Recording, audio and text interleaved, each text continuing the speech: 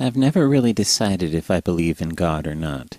The concept of God tends to be a subject where you aren't allowed to ask questions or give your opinion, so I have to admit it's kind of hard for me to buy it. People also say that God is supposed to be just and fair, so it doesn't make any sense to me that by most religious definitions, a good, moral person who did everything he could to help others would still go to hell if he happened to be an atheist.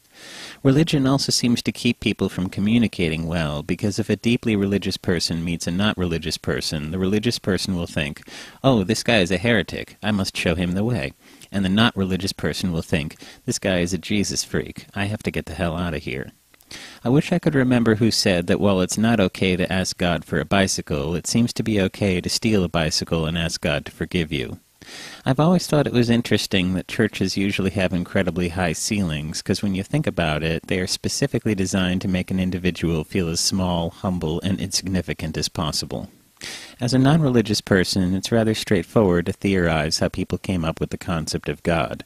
I figure a really long time ago, one guy said to the other, "Hey man, my neighbor has been stealing my sheep, making moves on my wife, and now he says he's going to kill me. How do I stop him from being such an asshole?" And the other guy said, "Well, I suppose we could tell him that an all-powerful deity will send him to burn in a pit of fire for eternity if he doesn't behave himself." And the first guy said, "That's a good idea, man. Let's go write a Bible."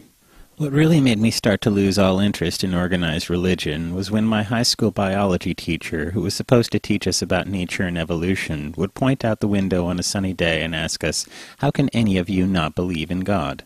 Another time, when I was working for a catering company, we catered an event for priests at a church. The topic for their meeting was, how do we convince the parish that their donations will not be used to pay off the priest molestation lawsuits? And most recently, while still saying things like God is love, most religions still place restrictions on which genders people are allowed to love. I've always thought the term God-fearing was odd because I can't think of a single instance where fear and paranoia brought out the best in people. Though I don't know if I believe I deeply understand the appeal of thinking that there is something greater than us. Though I don't know if I believe, when I think about how long I'm going to be dead, I understand the appeal of believing in an afterlife. Though I don't know if I believe, for some reason, movies about the devil always really freak me out. I know it sounds corny, but I think that being a good person because you want to be a good person is probably a lot more satisfying than being a good person so you can get into heaven. It never ceases to amaze me how much human misery is committed in the name of God. It never ceases to amaze me that anyone thinks that God would approve of television evangelists. I've never figured out if I believe God exists, but if he does, I think he must be terribly disappointed in us.